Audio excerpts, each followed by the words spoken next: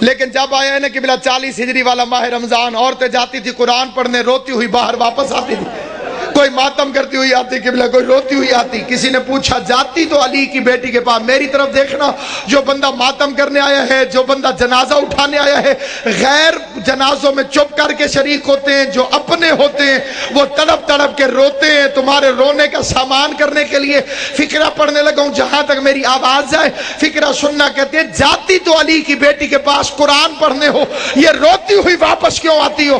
کہنے لگی جب سے یہ آخری رمضان شروع ہوا ہے، علی کی بیٹی کے درس کے رنگ عجیب ہو گئے ہیں۔ پہلے قرآن پڑھاتی ہے، درس دینے کے بعد پردے بند کروا کے علی کی بیٹی سر سے چادر اتار کے اپنے بالوں کو کھول دیتی ہے اور آواز دے کے کہتی ہے کوفے کی عورتوں مجھے اس رنگ میں بھی پہچان لو، کہیں ایسا نہ ہو کل زینب تمہاری مہمان بنے، تم کو بی بی ہم نے تو تجھے برقعے میں دیکھا تھا، ہم نے تو تجھے کھلے بالوں سے کبھی دیکھا ہی نہ تھا۔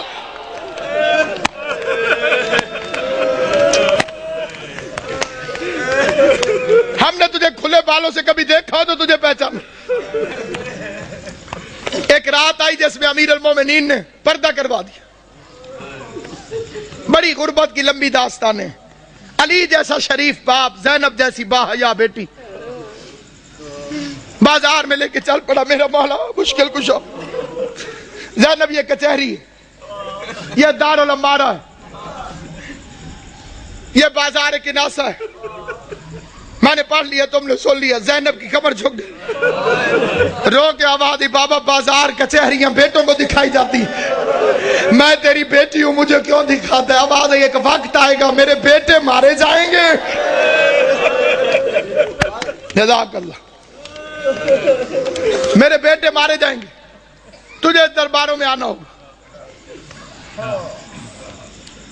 اگلا واقعہ جسے پڑھنا بڑا ضروری سمجھتا ہوں، میں نے مقتل میں اپنی آنکھوں سے پڑھا ہے۔ حسین کو بلایا اور داڑھی چومنی شروع کر۔ حسین عرض کرتے ہیں بابا میری داڑھی کیوں چومتے؟ فرمایا ایک دفعہ تیرے نانے نے میری داڑھی چومی تھی اور میں صدقے حسین دی اماں تو راضی ہوئے جو ہائے کر کے روتے ہو۔ میں نے روایت پڑھی تھی محرم میں بھی، پھر پڑھتا ہوں۔ امام صادق فرماتے خدایا ان آوازوں پہ رحم فرما جو حسین کے غم میں بلند ہوتی۔ کبھی اونچی آواز میں حسین کو رو لیا کر تو سمجھ لیا کر تجھے تیرے امام کی دعا مل گئی۔ حسین کی اماں تمہیں کوئی غم نہ دے سوائے غم حسین کے فقرہ پڑھنے لگا۔ عزاداران امام مظلوم کہا ایک دفعہ تیرے نانے نے میری داڑھی چومی تھی۔ میں نے پوچھا تھا مولا میری داڑھی کیوں چوم دے ہو؟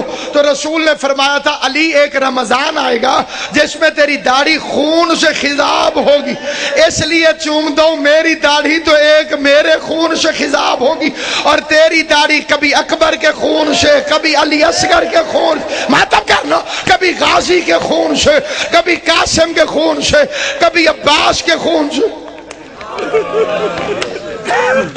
اجرکم اللہ جعلکم اللہ من الباقین، مولا میرا اور تمہارا شمار رونے اور رلانے والوں میں کرے۔ آخری روایت پڑھتا ہوں لیکن جہاں جہاں تک میری آواز جائے توجہ چاہتا ہوں۔ یہ دوسری رات ہے، علی کے زخمی ہونے کی پہلی رات ہے، لیکن یہ جو کل رات گزر گئی ہے، سارے جانتے ہو کہ یہ روزہ ام کلثوم کے پاس، اپنی شہزادی کے پاس میرے مولا نے افطار فرمایا۔ ایک فقرہ میں دست بستہ کہتا ہوں صاحب دربار کو گواہ بنا کر، میں کسی کی تردید میں نہیں کہتا، کسی کی مخالفت میں نہیں کہتا، کسی کی مخالفت کی میری اوقات نہیں۔ میں امام حسین کا سب سے چھوٹا ذاکر ہوں، جناب زہرا کا وکیل ہوں، میں کسی کی تردید میں نہیں، پہلے میں کوئی بعد میں مخالفتیں کرتے ہیں لوگ کہ جی ہمیں کہا ہے، کسی کو نہیں کہہ رہا، صرف ایک فقرہ کہہ رہا ہوں۔ کوشش کیا کرو بیوی ام کلثوم کو علی کی بے اولاد بیٹی نہ کہا کرو، یہ توہین ہے اس گھر کی۔ اس کا نام تھا زینب صغرا اور کنیت تھی ام کلثوم۔ ام کلثوم کا مطلب ہے کلثوم کی ماں۔ کلثوم کی ماں اگر نام ہو تو وہ بے اولاد نہیں ہوتی۔ دو چیزیں سامنے رکھی، دودھ اور نمک۔ علی علیہ السلام نے نمک رکھ لیا، فرمایا دودھ سنبھال کے رکھ، ممکن ہے صبح میرا کوئی مہمان آنے والا۔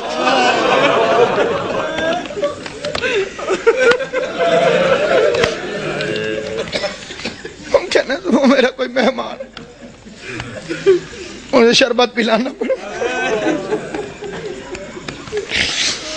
ہائے کر لو گے جو تمہاری اپنی مرضی ہے. میں بڑا رویا تھا جب میں نے یہ روایت پڑھی تھی. ساری اولاد کھڑی تھی علی کی. جب زخمی ہوا نا میرا مولا, ساری اولاد کھڑی تھی. ایک ایک کا چہرہ دیکھتے دیکھتے علی کی نظر عباس پہ رکی. عباس میرے قاتل کو شربت پلاؤ.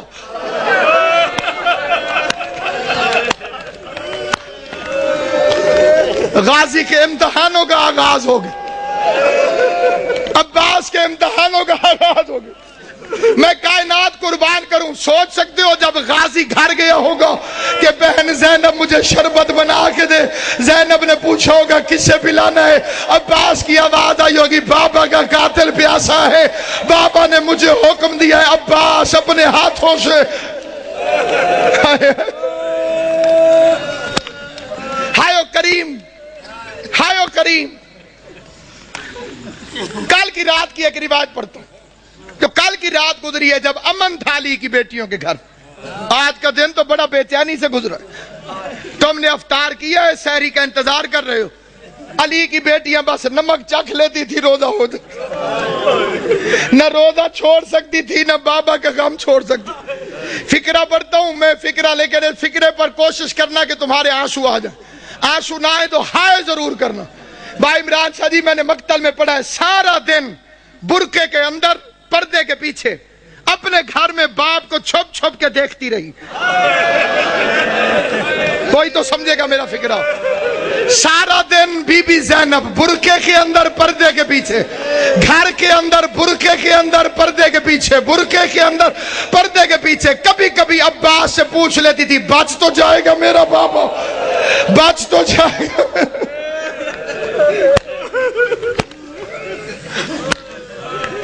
آج کے دن کا واقعہ علماء پڑھتے ہیں. علی کی آنکھیں بند ہیں, کافی دیر چھپ کے دیکھتی رہی. عباس سے پوچھتی ہے آ جاؤں میں. عباس نے فرمایا اپنا گھر ہے, چار دیواری ہے, دروازے بند ہیں. آج باپ کے سامنے آئی, کافی دیر علی کا چہرہ دیکھتی رہی. بابا میرے مولا نے آنکھیں نہیں کھولی, قسمت کی ماری قریب بیٹھ گئے. موت کی ختم ہوئی ہوئی بی بی زینب. قسمت نہیں علی کی بیٹی, کبھی ماں کو پٹیاں باندھتی رہی.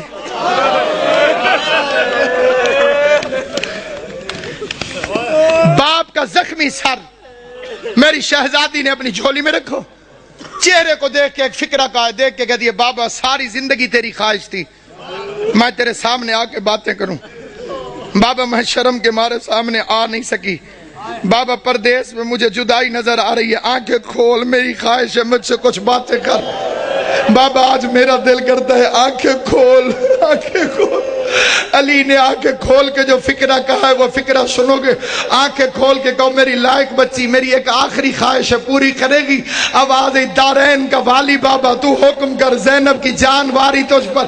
آواز زینب ایک دفعہ مجھے صرف چل کے دکھا دے, تو چلتی کیسے. ادھر بی بی زینب نے چلنا شروع کیا. آواز حسن حسین بہن کا ہاتھ پکڑو, حسن حسین بہن کا ہاتھ پکڑو. چیخے مار مار کے میرا مولا حیدر کرار رویا. علی کے قریب آ کے حسن کہتے بابا چیخے مار کے کیوں روتے ہو. آواز روتا ہے اس لیے ہوں جو علی جیسے باپ کے سامنے اپنے گھر کے اندر نہیں چل سکتی. 9 لاکھ شرابیوں کے مجمع میں شام کا بازار ہوگا, زینب عالیہ ہاتھوں میں ہتھکڑیاں, بال کھلے ہوئے, اور کائنات ختم کیوں نہ ہو گئی.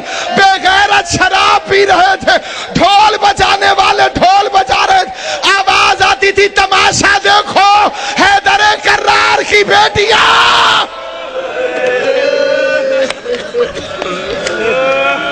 جب کہوں گا پھر زیارت آئی.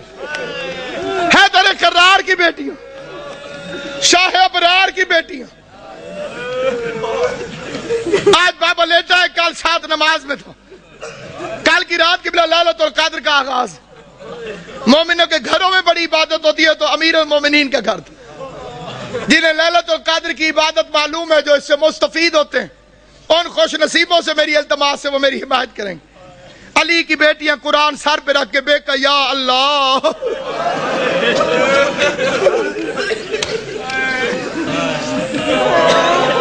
ہائے علی ہائے علی میں کہا یا اللہ، میں کہا یا اللہ، کہ یا اللہ، یہ کس رات کی بات کر رہا ہوں؟ دوسری رات یہ جڑی کل قبلہ جی گزر گئی ہے، جناب امام زمان تو بستہ رکھیں صحت، یہ جو گزر گئی ہے رات، یہ صبح علی کو ضربت لگی، عبادت ہو رہی، لیلۃ القدر کی پہلی رات، اچانک علی کے دروازے پہ گھوڑوں کی ٹاپوں اور اسلحے کی جھنکار کی آواز آئی۔ گھوڑا چلے تو ٹاپوں کی آواز آتی ہے، تلوار نکلے تو آواز ہوتی ہے۔ آواز سننے کے بعد عباس نے مصلی چھوڑا، بجلی کی رفتار سے غازی دروازے تک پہنچا تھا، علی کی آواز، عباس ٹھہر جاؤ۔ میں نے یہ 2 سال پہلے فکرہ پڑھا تھا لاہور میں، ایک سید نے ایک لفظ کہا تھا، وہ یہیں لکھا گیا، وہ بیچ میں سے کھڑا ہو گیا، اس نے کہا علامہ صاحب علی بھی عباس کو روکتا رہا۔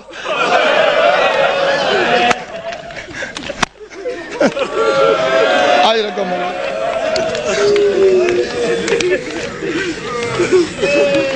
علی بھی عباس کو روک دو، غازی کو روک کر میرا مولا باہر نکلا۔ جیسے میرے مولا نے دروازہ کھولا، کیا دیکھتے ہیں؟ 4 گھوڑے سوار کھڑے ہیں، انہوں نے نقابیں کی ہوئی ہیں، ان کے ہاتھوں میں ننگی تلواریں، اور وہ گھوڑے پر بیٹھے ہوئے ہیں، ایک ہاتھ سے گھوڑے کی رکابیں پکڑی ہوئی، دوسرے ہاتھ میں تلواریں علم بنائی ہوئی، اور چہرے پہ نقاب۔ علی نے فرمایا کون؟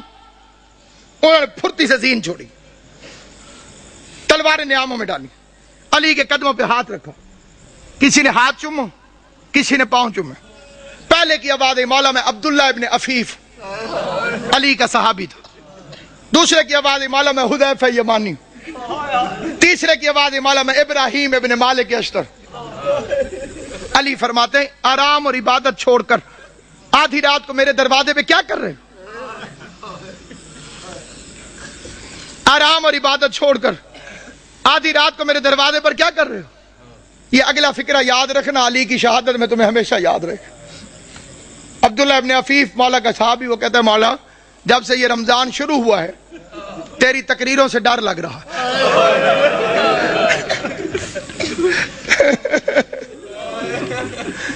مولا ہم نے پوچھا خضاب کیوں چھوڑ دیا؟ آپ نے فرمایا اب یہ داڑھی خون سے خضاب ہو۔ مولا آپ نے ممبر سے پوچھا آج رمضان کی کیا تاریخ ہے؟ ہم نے کہا مولا 18 ہو گئی۔ آپ نے فرمایا زیادہ دن گزر گئے، تھوڑے رہ گئے۔ مولا امام حسن کو وصیت کیوں لکھوائی؟ مولا ہم نے تہیہ کیا ہے کہ امام زمانہ کی جان کو خطرہ ہو، ہم پہ آرام حرام ہے۔ مولا تو گھر میں رہے ہم پہرا دیں گے، مولا تو مسجد میں رہے ہم پہرا دیں گے۔ کس کی مجال ہمارے جیسے نوکروں کے ہوتے ہوئے کوئی ہمارے مولا تک پہنچے؟ علی نے چاروں کو پیار کر کے کہا اللہ تمہیں جزائے خیر دے، تم اپنے امام سے غافل نہیں ہو، تم نے اپنے امام سے پیار کیا، لیکن میرا حکم یہ ہے کہ گھروں میں چلے جاؤ اور مجھے خدا پہ چھوڑو۔ جب حکم کا لفظ آیا تو حذیفہ کہتے ہیں ہمارا بدن کانپنے لگا، ہم سمجھ گئے کہ اب رکنا حرام ہے کیونکہ علی نے حکم دیا ہے۔ حذیفہ کہتے ہیں ہم نہ چاہتے ہوئے روتے روتے پیچھے ہٹنے لگے، علی کے چہرے کو دیکھتے رہے۔ وہ کہتے ہیں میں علی کو دیکھتا تھا، روتا تھا۔ علی کا ہاتھ کہتے ہیں قیامت تک مجھے نہیں بھولے گا، جب علی نے خدا حافظ کہنے کے لیے، الوداع کہنے کے لیے اپنا ہاتھ اٹھایا، ہمیں خدا حافظ کہا۔ حذیفہ کہتا ہے میں اپنے گھر میں آیا، میں نے اپنی تلوار کو زمین پہ پھینکا، میں زمین پر بیٹھ کر پچھاڑے کھا کے رونے لگا۔ میرے رونے کی آواز سن کر میری بیوی قریب آئی، قریب آ کے کہتی ہے حذیفہ ہوش کر، تو علی کا سپاہی ہے، کیا علی کے سپاہی بھی روتے ہوئے اچھے لگتے؟ کہتے بیوی روؤں نہ تو کیا کروں، زمانہ دشمن ہے، علی نے وصیت لکھوا دی ہے، میں پہرا دینے گیا تھا، علی نے خدمت قبول نہیں کی، علی نے نوکری قبول نہیں کی، علی نے حکم دیا گھروں کو چلے جاؤ۔ حذیفہ کہتا ہے روتے روتے میری آنکھ لگ گئی، میں تھوڑی دیر سویا تھا کہ میری بیوی نے میرے کندھے پہ ہاتھ رکھا، جھنجھوڑ کے کہتی حذیفہ جاگ، سن یہ شور کیسا؟ حذیفہ کہتا اب جو میں نے سنا تو آواز آ رہی تھی قد قتل امیر المومن، لوگوں امیر مارا گیا، زینب و کلثوم یتیم